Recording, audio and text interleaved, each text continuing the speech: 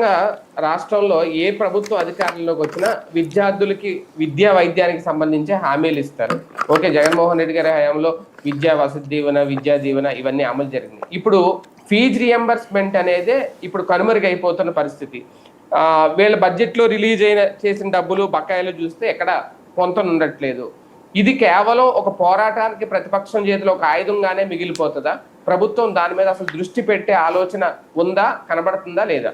వీళ్ళు last year చేద్దాం అనుకుంటున్నారండి. ఈ లోపేమో ఒకటి వాళ్ళతో చెప్పేశారట, ఇన్స్టిట్యూట్ వాళ్ళందరికీ జగన్ టైంలో డబ్బులు ఇవ్వమని చెప్పేశారట, మీరు అవి అడగడానికి వీలేదని చెప్పేశారట.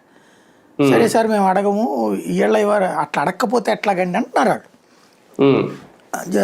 జగన్ టైం మీరు ఎంత ముందు పెట్టి పోయిన బకాయిలు జగన్ ఇచ్చాడు కదా, ఇంక్లూడింగ్ నారాయణ చైతన్యాలకు కూడా ఇచ్చాడు.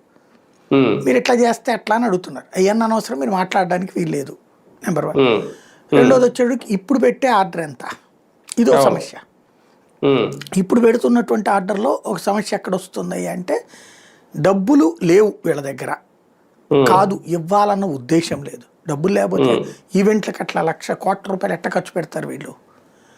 వీళ్ళు ఏంటంటే ఫీజు రియంబర్స్మెంటు, ఆరోగ్యశ్రీలు ఇచ్చినా కూడా జనాలు తర్వాత వచ్చిన కిరణ్ కుమార్ రెడ్డి ఇచ్చారు, రోషి ఇచ్చారు, అక్కడ కేసీఆర్ ఇచ్చాడు, ఇక్కడ చంద్రబాబు నాయుడు ఇచ్చారు, పేరు మార్చి ఇచ్చారు.